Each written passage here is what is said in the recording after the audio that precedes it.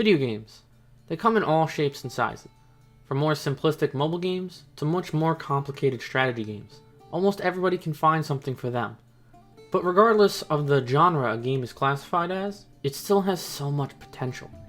Potential to create beautiful worlds and amazing, unique stories. Games can keep your attention and immerse you in its environments, just like a good book or movie. Games are another form of art. That's exactly why I think we should always look critically into them. People can enjoy games for a large variety of reasons, but I fully believe we should discuss these reasons. We should point out the good and bad aspects of a game so that we, the consumers, get the products we're looking for. If we never discuss issues, they might not get fixed, or even worse, continue as a trend in future releases. And that is exactly what I would like to do. Hello, I am Zelros, and today I'd like to have an in-depth look into Assassin's Creed Odyssey. The game is the next installment in the Assassin's Creed series following Origins.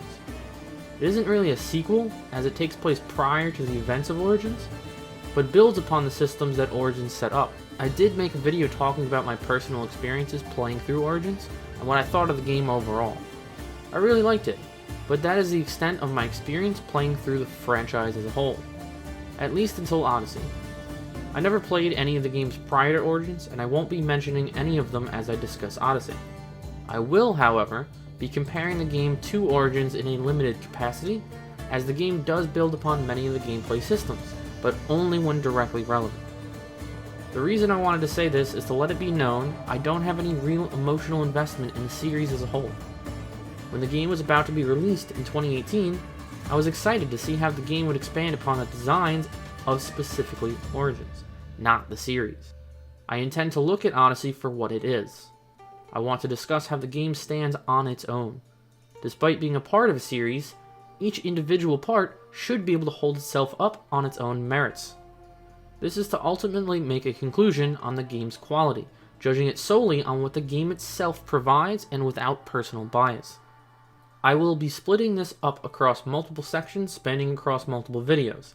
Each section will contain a singular topic that will be covered at a time. I'd like to keep things as organized as possible. So, let's begin with a critique of Assassin's Creed Odyssey. Our story starts off amidst the famous Battle of Thermopylae Pass, one of the most well-known parts of Greek history. We control none other than Leonidas, the king of Sparta. This is essentially our tutorial, as this section is so we can get used to the controls and get a sense of how to play the game. But I must say, aside from the general tutorial, this is a fantastic way to introduce us to the setting of our journey, ancient Greece. This battle is one of the most iconic aspects of Greek history and is a fantastic jumping off point. After the skirmish and going over the controls, we are moved into the real world with Layla Hansen, who is returning from Origins. She somehow finds the broken spear of Leonidas. The game doesn't really explain this.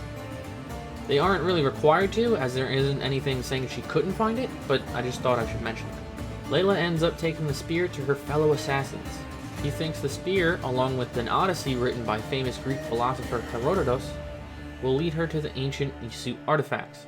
So, she hops into the Animus, and we are offered an initial choice between a male or female character to play as, Alexios or Cassandra. You can play the game as either. There isn't really a difference other than the voice that you'll need to listen to through the entire game. I will be speaking as Cassandra throughout the critique, as not only did I play as her, but I do believe she is considered the canon character for the story.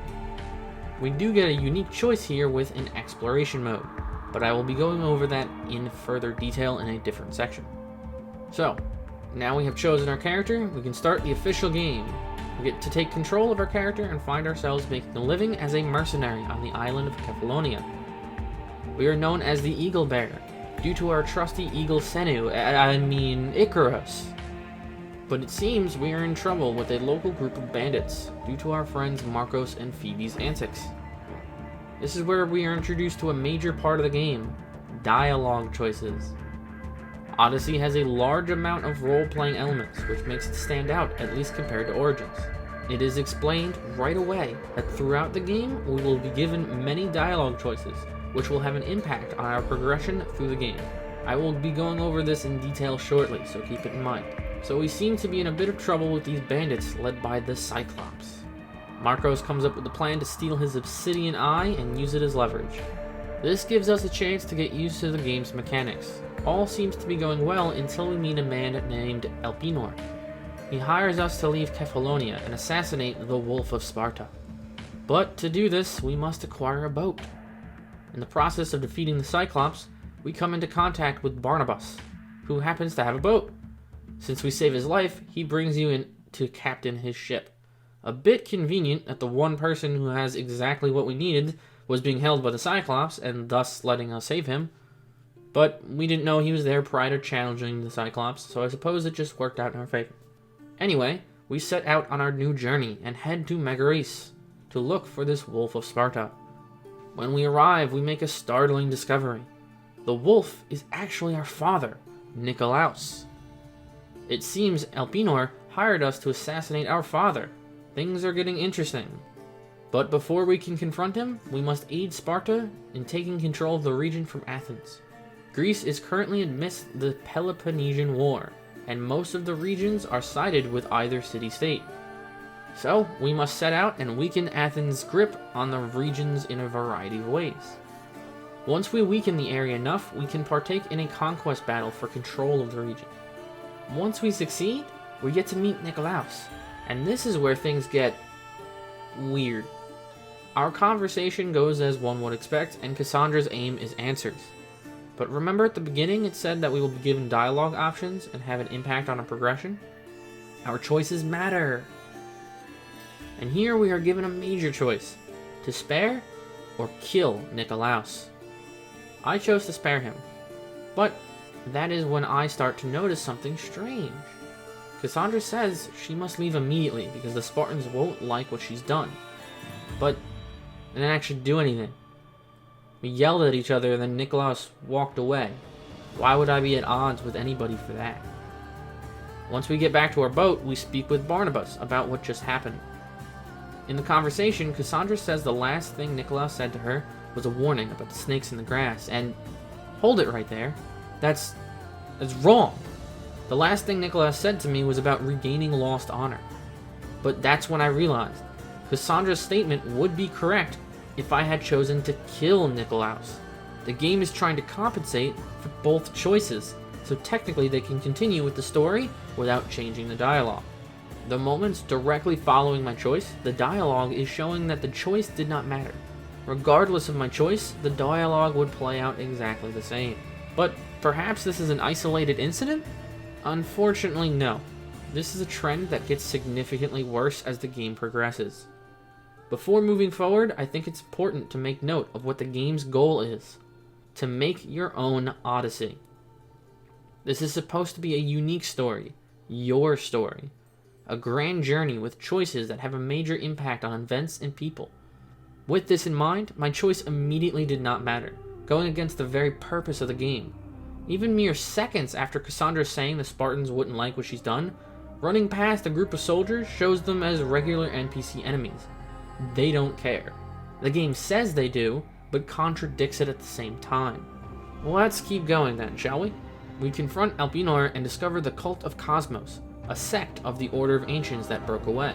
This cult shares the same goals as the Order: control, specifically of the Greek world.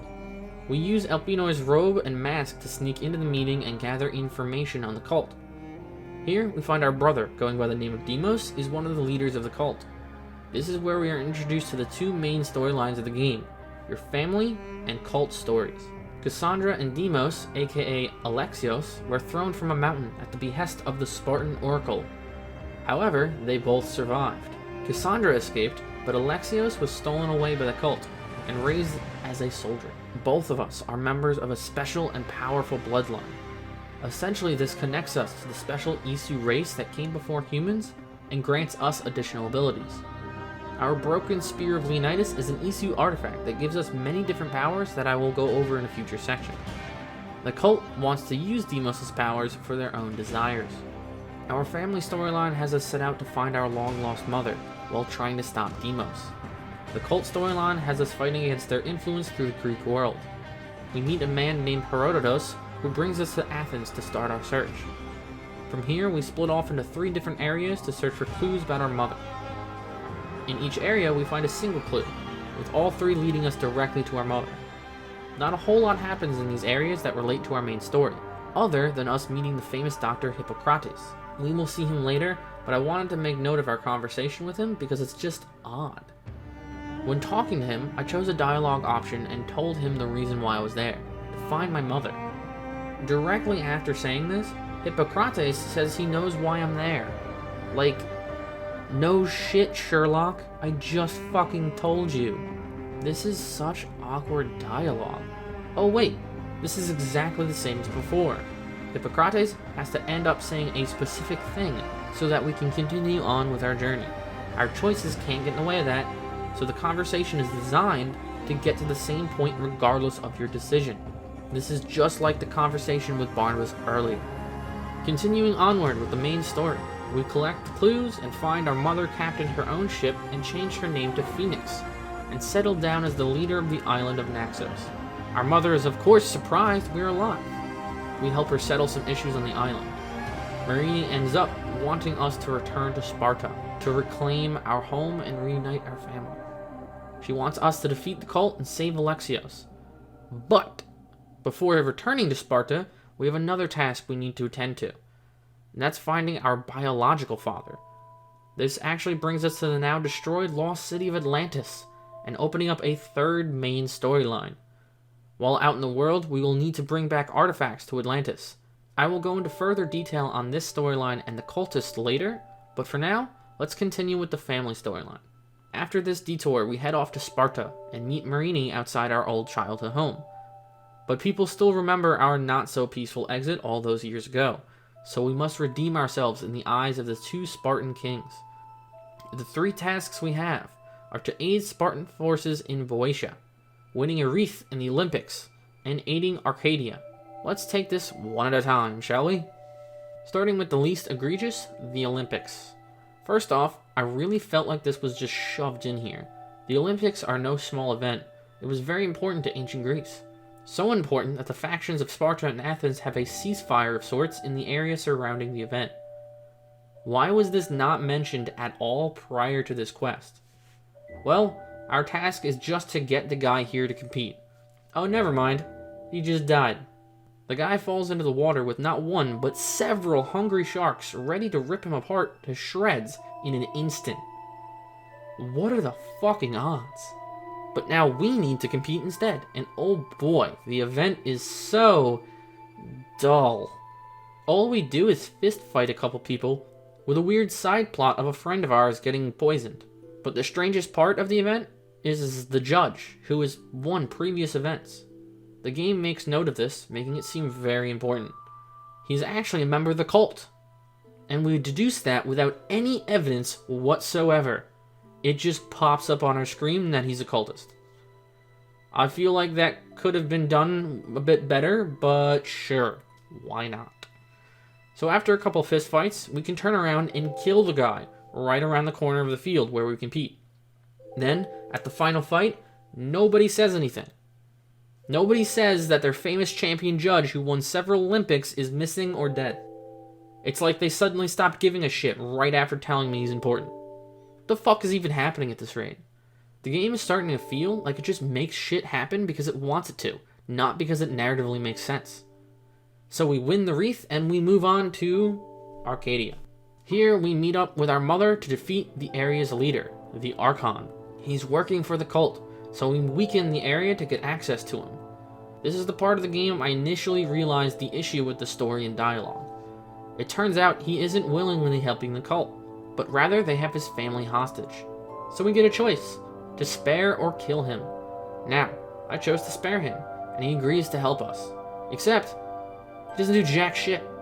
In fact, he completely fucking vanishes from existence. Upon completing the quest, the game acts as if he doesn't exist, almost as if I chose to kill him. The cultist menu shows him as defeated, as any other cultist. We don't see him again in the story, he completely fucks off.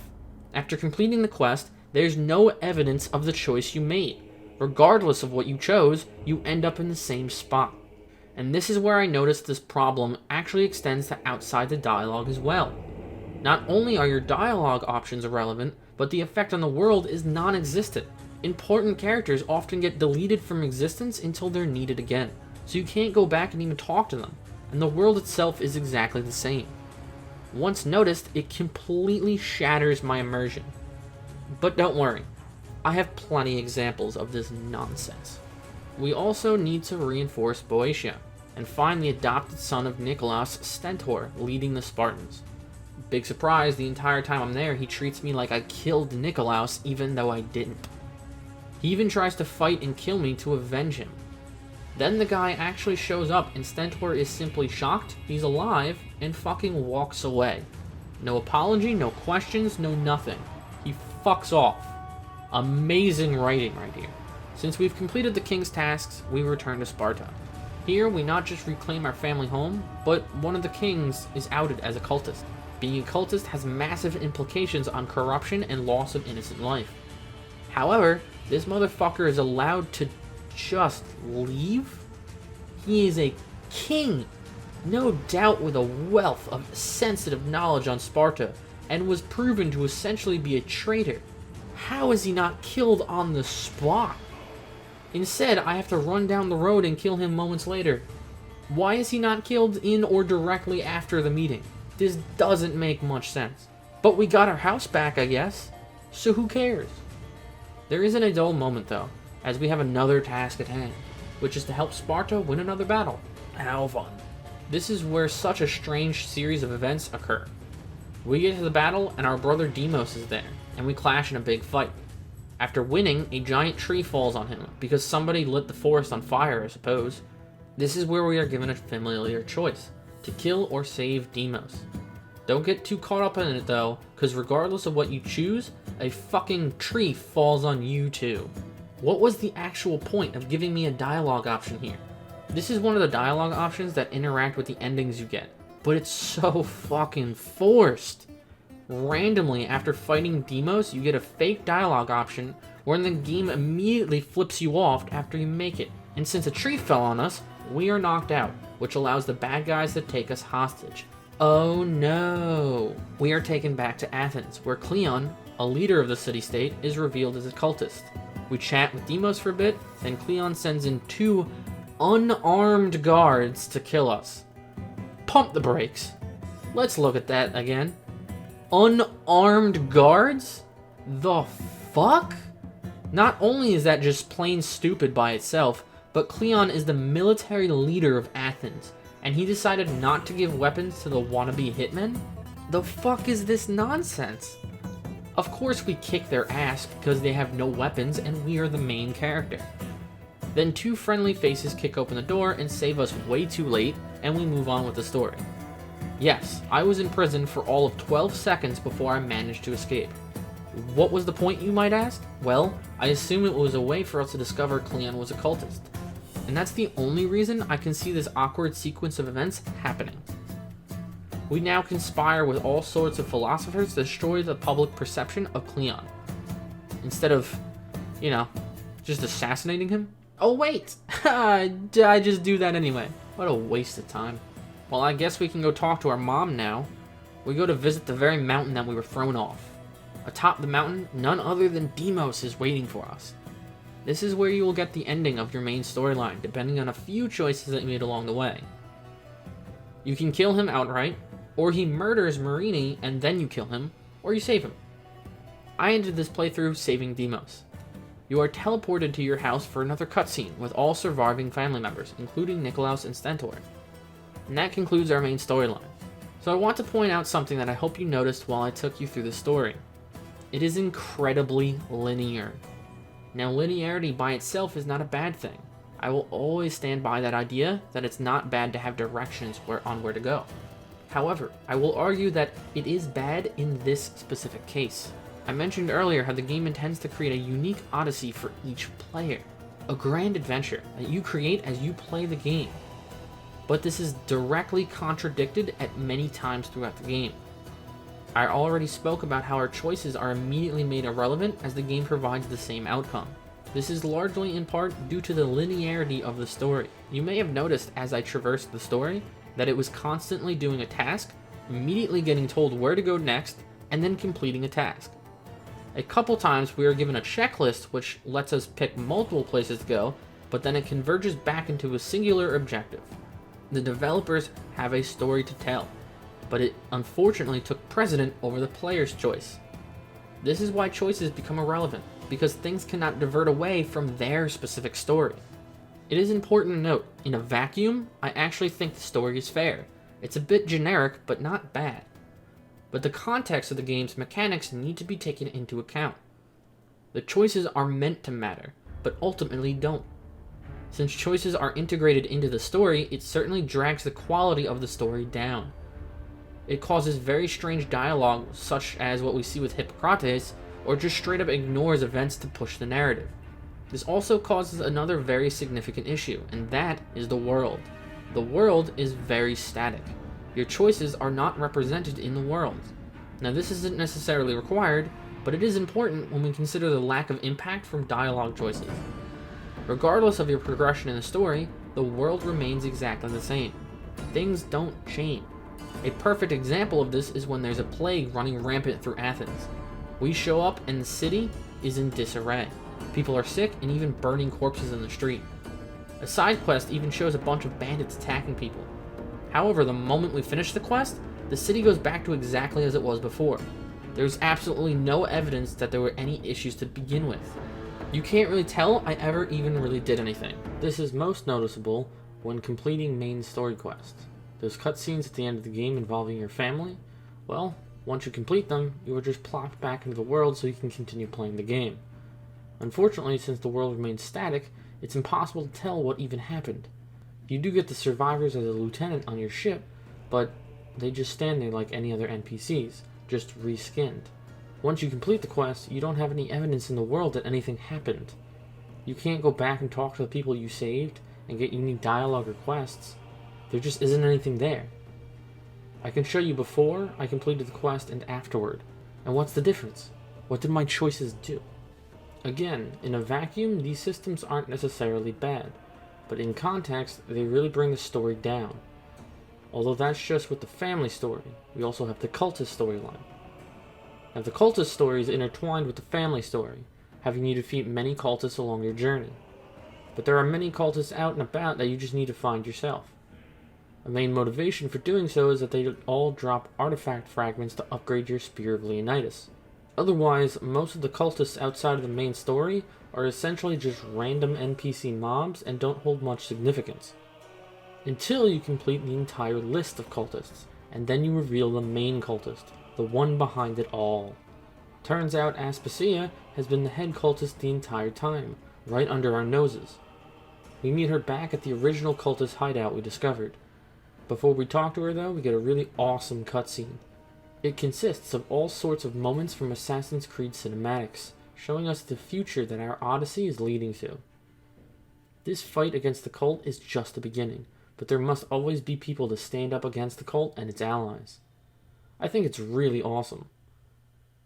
Aspasia then confronts us explaining her grand plan. She claims her goal in the end is peace, but the cult strayed too far away from her vision and thus she lost control. She even tries to convince us to join. But she's a liar and a charlatan, so obviously I immediately killed her.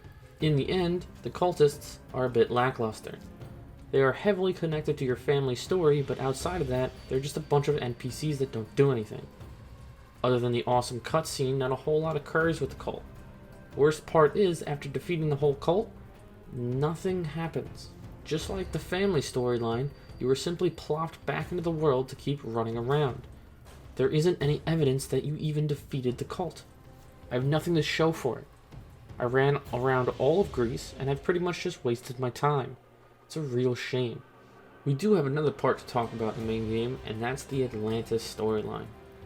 Oh boy, we have a lot to talk about here. My gosh. This ties into the real world with Layla Hansen. She goes to the ruins of Atlantis after Cassandra discovers it. After meeting our biological father earlier in the game, he sends us out to find a bunch of artifacts to seal Atlantis. We have directions to only one of 4 artifacts. Yes, we need to find the other 3 by ourselves. Which means just going to random places and doing random quests, hoping they randomly unlock a boss fight to the artifact. The fights themselves are against mythological creatures, which can be pretty cool. I don't think it makes up for the search of getting to them though. Once we get all 4, we can seal Atlantis. But first, we must listen to the Greek world's longest and most boring recording. From here, I'm going to take this real slow so we can all follow along. Our father is a bit reluctant to sealing Atlantis, but we can either force or convince him to. He has been holding on to an Isu artifact of his own, the Staff of Hermes. Cassandra takes the staff from him so she can seal Atlantis, and he dies. He just dies. He just drops dead right then and there. What the fuck? Why exactly did he die by letting go of the staff? Layla's associates do mention that he would be over 100 years old when Cassandra sees him, but how exactly did the staff have anything to do with this? Don't know, but the game just moves on. Odd way to handle your father's death. Right after Cassandra seals Atlantis, we pop out to Layla in the real world to then unlock it. Then, and I'm not kidding, Cassandra herself walks up to Layla. What the actual fuck? How on earth is Cassandra alive? Layla even asks her about this, and Cassandra's response is to ask a disciple of Hippocrates. She tells us to ask a fucking doctor. That's not an explanation. Fuck! Cassandra then gives Layla the staff, and she too drops dead. Are you fucking serious? She's dead? How? Okay. There's a couple of major fucking problems right here. First, she is clearly kept alive by the staff. But how exactly? What is keeping her alive? Cassandra's story takes place in ancient Greece, so the staff has been keeping her alive for thousands of years. How? Essentially, this staff makes you immortal, which is pretty significant. You need to explain how this works, but they blow past it. But the worst part of this is the second she lets go of the staff, she dies. What a retarded flaw in your design right there, buddy. So in several thousand years, if she just happened to trip and drop the staff, she would have died on the spot? That would have been pretty anticlimactic, don't you think? Or does it only happen when she hands it off to somebody else? Fuck if I know.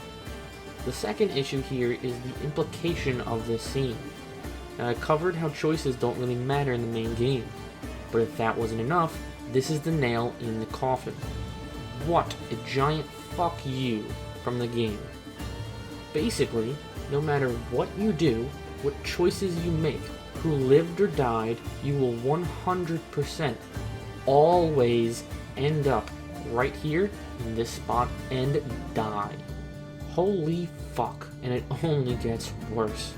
Cassandra, a several thousand-year-old woman, just dropped dead in front of you, Layla. What are you going to do? Wait, go back into the Animus? What the fuck? Why? What sane person would just immediately go back into the Animus to view the memories of the woman that died 2 feet away from you? Oh, and I guess we're just going to leave her corpse on the floor there, huh? Why on earth would your first response to turn around and go right back into the Animus? Who fucking wrote this? This is horrendous fucking writing. The only possible reason to go immediately back into the Animus is so the player can be plopped back into the world and keep running around like every other time we complete an objective. This was the opportunity to build your characters, but more so the story, and instead it was ran into the ground. Of course, the game has DLC. Oh boy. I hope we are all ready for this.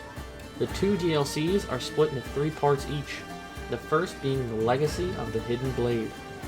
The DLC introduces us to the Order of the Ancients, who have come to Greece to hunt Cassandra.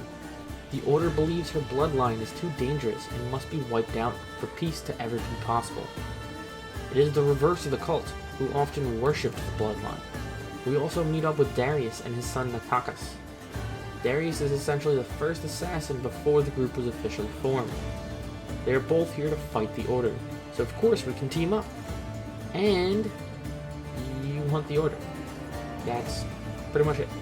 It's essentially an extension of the cultist questline. We do a couple of quests, which give us clues to a member of the Order, and then defeat them. It's a bit lackluster, to be honest, but the DLC is split into 3 sections. The first is really just introducing us to the characters' motivations, and to set up connection between Cassandra, Darius, and Natakas. The second part is where things get a little more interesting. After initially dealing with the Order, we meet up with Darius to deal with more Order matters. The fun never ends. We go through the motions, do a bunch of random quests, kill a bunch of people in the Order, and call it a day. The interesting part is the ending of this section. Darius and Natakas are prepared to leave Greece and continue a life in hiding from the Order. Now, throughout these 2 sections, the game tries to push a relationship between Cassandra and Natakas. So much so, initially there wasn't even a choice in the game, and this section of the DLC always ended with a romantic relationship. They later added in an alternative option. Even if you chose against the romance, both Darius and Natakas will stay. However, canonically, romance is how the story plays out, and Cassandra has a child. The 3 of them settle down and start a new family together. But of course, that nefarious Order is going to send even more people at us, because I haven't slaughtered enough of them, I guess. They attack us at our new home and wreak havoc amongst the townsfolk. Eventually, Natakas is killed and our child is kidnapped. Now, I personally didn't have much attachment to him, but I find it interesting how Cassandra is allowed to develop as a character. We are a mercenary, which often comes with the stipulation of being cold and money hungry. However, here we have a transition into a mother who has lost her child.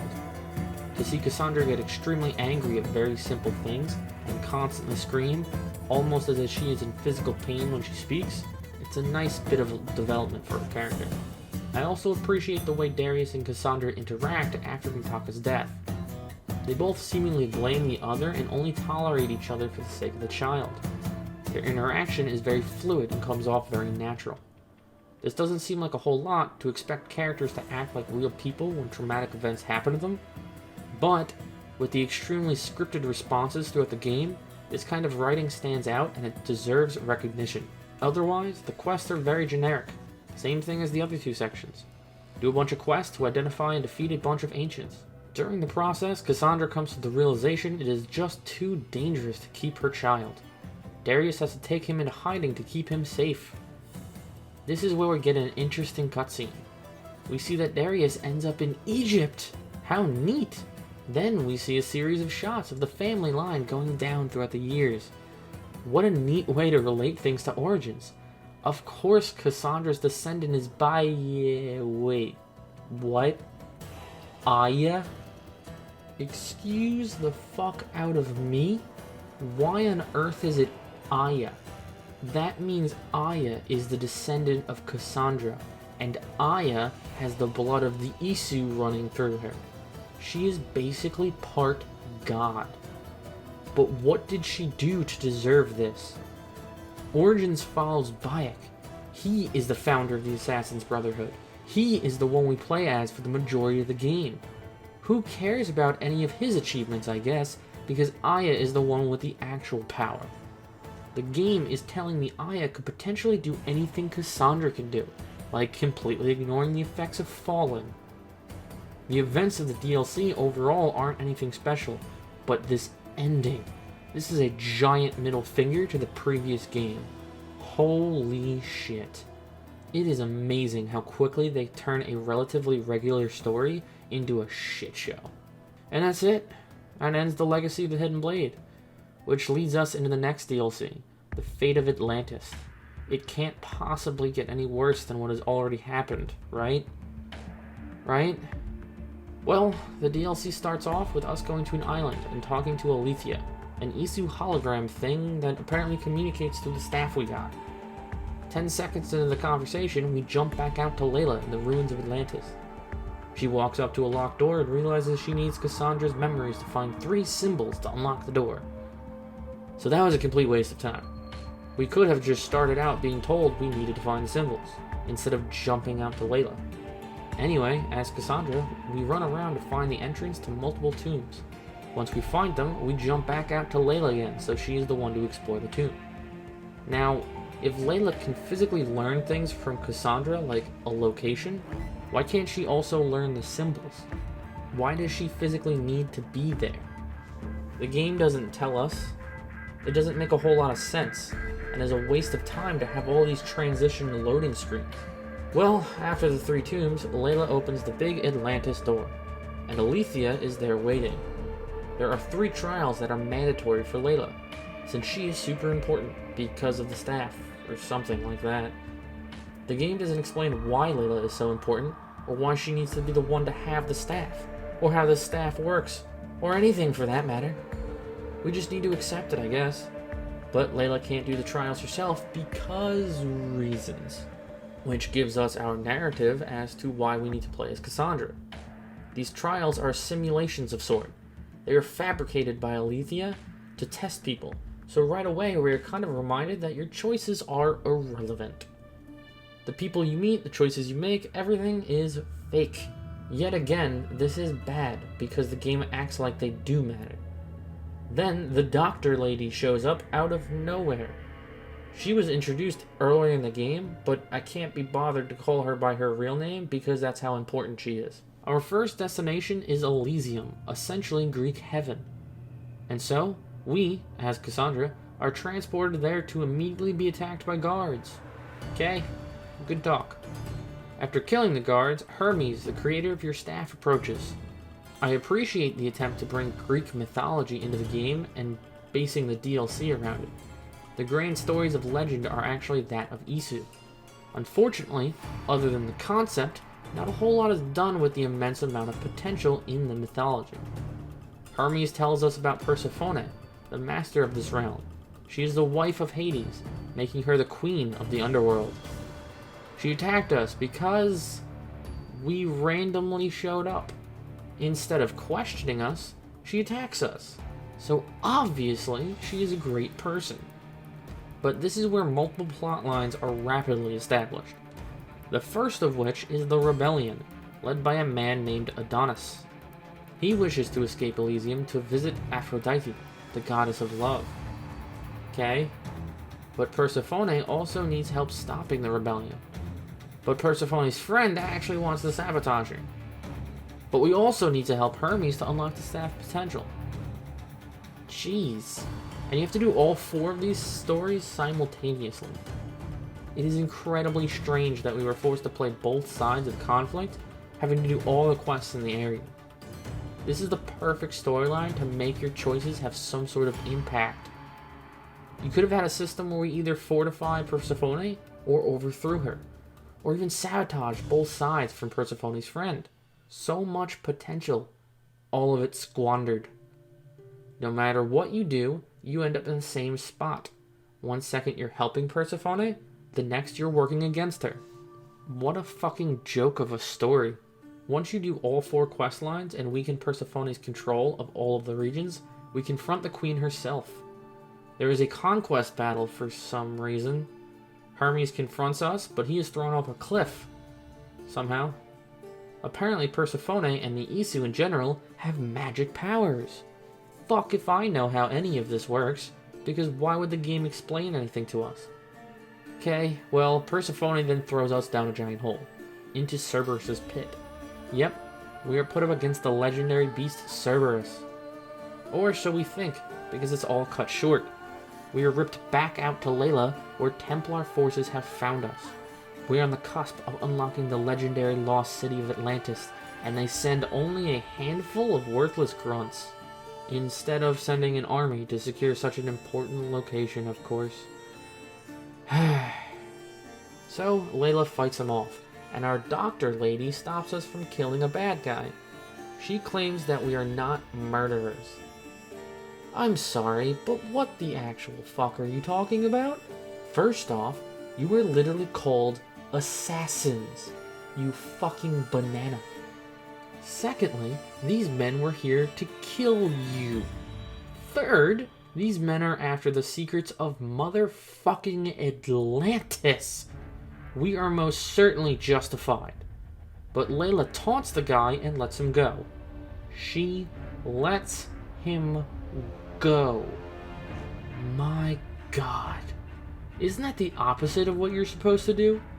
It really does feel like shit just happens because the developers want it to.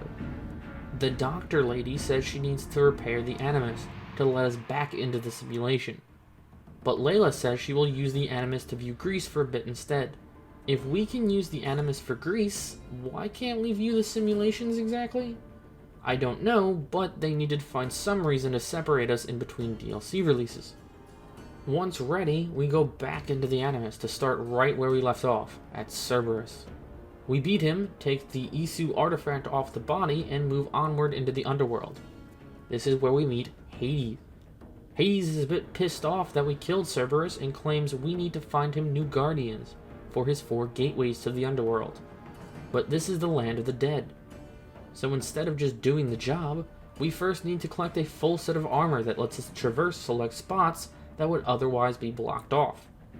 All 4 guardians are, of course, behind these blocked off areas.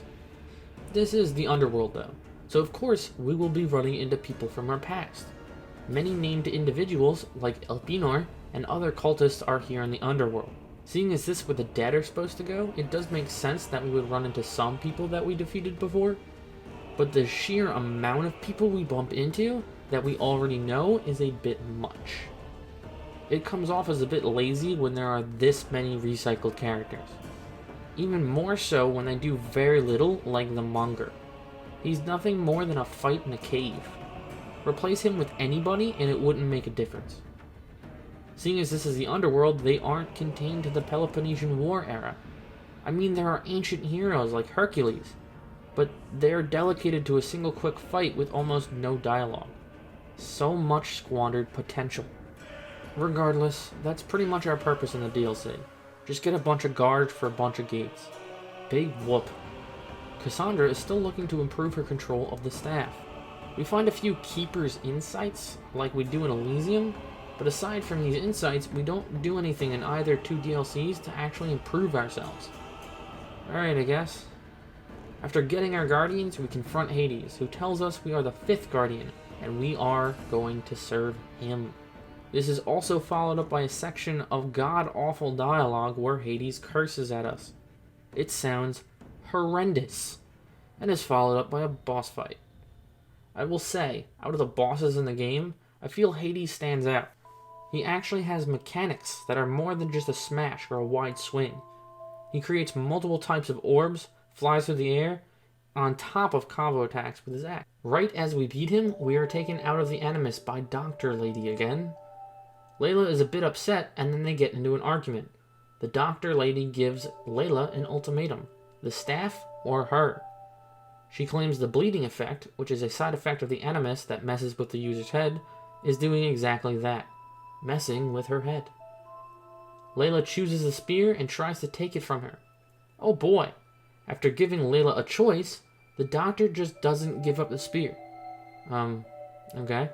Layla gets the spear from her and bitch slaps the Doctor with the staff across the room into stone stairs. This is a joke, right? Layla approaches the Doctor and says to get up. But wait, the Doctor's fucking dead. She's straight up dead. What in the actual fuck is happening right now? Alethea shows up all confused and Layla panics. She claims that it was an accident and that she doesn't kill? Who the fuck wrote this nonsense? Again, you piece of burnt popcorn.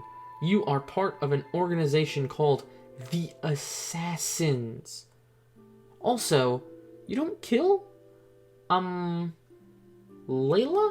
Do you have amnesia? Because you totally killed a bunch of Templars in Origins.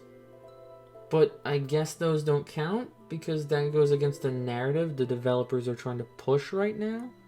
See, this is what we call bad writing. Fucking horrendous writing. Even after murdering her fellow assassin and friend, she is still focused on nothing but the Animus, trying to go right back in. Fucking slow down, woman. Maybe you should act like a human being and process what you just did. The game just tries to shove you back into the Animus anytime something happens. It's absurd. My favorite part about all of this is when we return to Alethea. Before we talk to her, the doctor's dead body is just there. It's just splayed out in the ground.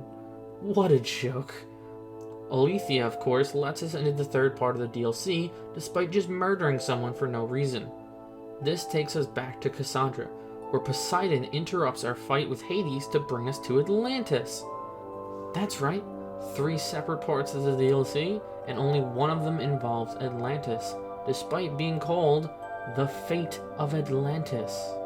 Before we jump through a magic yellow portal of unexplained convenience, Hades gets sucked into an underworld portal. And did he just die? Did Hades just die? I'm not sure because the game explains nothing ever, but that would be so stupid if he died right there. We have an epic duel against a god, and then he basically trips and kills himself. Good talk. Welp, here we go, folks. Atlantis. This is the final stretch. Let's do this. Poseidon declares us his some sort of governor or something like that. He explains that Atlantis is unlike Elysium or the Underworld, where the information for your staff is significantly more concentrated here. Isu have different DNA than humans, which grants them an additional sense, and these bits of information will help Cassandra upgrade her DNA. There seems to be a bit of conflict between Isu and humans, and while we are getting the information, Poseidon wants us to help the 2 factions. We meet Atlas, Poseidon's son, who seems to be a ruler of sorts here. He gives us a task of meeting 3 other of Poseidon's sons and fixing their issues. All 3 of their issues relate to quelling distraught humans. Nothing too out of the ordinary. Until we return to Atlas, where he kills his brothers. Why? Their problems are fixed. That's why I was sent there. Why are they being killed? If they were going to die no matter what, why did I bother helping them? Why not just get rid of the middleman and tell me to go exactly where I was supposed to go to begin with? Could have saved some time there, but I guess we can move on. Our deeds alert us to Atlas's lover, Elpis. She wants to become an Isu so she can rule with Atlas. What could possibly go wrong here? Other than her killing him, with her new magic Isu powers, of course. What the fuck is this? How can they just shoot beams out of their hands? What is this beam made out of to make it so lethal? How do the Isu have this strange power, but no resistance to it? They die as easy as a human. Nothing is explained. How am I supposed to believe what is happening when people just get powers randomly? What can't an Isu do? What can't their magic work on? It just does whatever the developer wants in the moment. Complete nonsense. Poseidon even walks in on Atlas's death and does nothing about it. Gives us a wag of the finger and walks out. So we can get away with anything. Got it. But there's more going on here than meets the eye. A child approaches us, asking for help finding his parents. A little bit of investigating, as in killing a bunch of bad guys and grabbing a key, and we find a secret laboratory. Apparently, despite Poseidon's laws, experimentation on humans has been occurring in this laboratory. The mythical creatures we fought in the main game, like the Minotaur or Medusa, are actually created in this facility. It seems 2 Isu in particular, Eta and Juno, have it out for humans. They created a monstrosity of human subjects with a potential to destroy all of Atlantis. So obviously, we defeat it, by ourselves, with ease. Eta and Juno are easily imprisoned by Poseidon, but not before they have a magic fight. Like Eta throws balls at him, Poseidon uses the force and just completely subdues them in an instant. Again, what the actual fuck is happening? But here's the best part. after helping everybody in Atlantis, after defeating the Isu to save Atlantis, what do? We blow it up because some bad stuff happened this one time. What was the point of anything I did? All the choices we make, all the people we help, we just kill them anyway. When I discover the experiments going on, I rescue a bunch of people, but then blow up the city minutes later? The DLC titled The Fate of Atlantis had only one of 3 parts actually in Atlantis, and we blow it up. We get to chat with Alethea really quick as we finish our trials. She says Elysium was supposed to show us Persephone's rule, with an iron grip led to her downfall. She says Hades' rule of chaos led to ruin. She says Atlantis was to show us the burden of ruling ourselves. Apparently meeting people from the past in the underworld that have already died shows us that we will see many friends go, but we must persevere. She says all of this to show us the power we possess and how we must use it responsibly. But during each of these DLCs, we are told we must learn how to use the staff properly in order to control it and not cause destruction. Disregarding the horrible implementation of those messages, none of that helps us control the staff. We interact with a few Keeper's Insight tablets, but what the hell does that even do? I still know nothing about the staff. I know nothing about what it does or how to use it. Cassandra is meant to keep the staff until giving it to Layla, but why does Layla need it? She doesn't do anything with it, other than killing her friend, of course. Just because you say it happened doesn't mean it did, or make it even remotely believable. No rest for the weary, though, because Alethea wakes Layla up. Apparently Baron Von Bad Guy has come to kill Layla. By himself. Okay, so, first off, why did you come by yourself? The first group had like 4 guys in it, but now you're alone? Secondly, what were you doing while Layla was in the Animus? Just standing around? Did you not bring a gun to, shoot her? What an idiot. Obviously, we kick his ass as Layla. A little bit of trash talking on Layla's part, and she stabs him in the back with her spear. And she lets him live? What? The fuck are you doing, Layla? Finish the job. He is here to kill you. What are you doing? She just leaves him there to bleed out in the middle of the floor. Holy shit. Layla starts to panic and goes to see her doctor lady, who is still just dead on the floor. There is a brief moment of compassion and regret on Layla's part, but it is quickly passed by as she calls for help from her assassin buddies. She is asked what she will do while she waits. I shit you not, Layla says she will go into the Animus because she has a lot of people to say goodbye to. Are you fucking serious? Why? Oh, why would you possibly think that's the proper idea right now? Disregarding we need some dumb reason for us to be teleported to Kefalonia just to keep aimlessly running around Greece? There is a half-dead, crippled, and bleeding Templar in the middle of the room. And your dead assassin friend right next to you. And your bright idea is to go back into the Animus? This is just awful writing. And so there we have it. The full story of Odyssey. What a clusterfuck. So much complete and utter nonsense. The biggest issue afflicting the main game is the meaningless choices. Most of the main game is built upon that, and paired with the very static world, it creates a poor overall experience. There is a lot of potential, but it is completely destroyed by the DLCs. When we follow Layla originally, it is kept very basic, not a whole lot happens. But we don't need much to happen, the story is focused on ancient Greece. However, once Atlantis is introduced, everything just falls apart. The writing in Assassin's Creed Odyssey is absolutely and completely horrendous. This kind of writing should be discouraged. It is bad enough in the main game where people act like cardboard to follow a strict linear narrative. But once people start acting incredibly stupid and contradicting towards past behaviors, you can wave immersion goodbye. It is incredibly jarring to hear an assassin say that assassins don't kill people. It is unbelievable that it even made it in the game. Basically, the story has a strong start, but devolves into nonsense. Well, that concludes part 1 of the critique. I will be releasing more parts in the future as soon as I can complete them.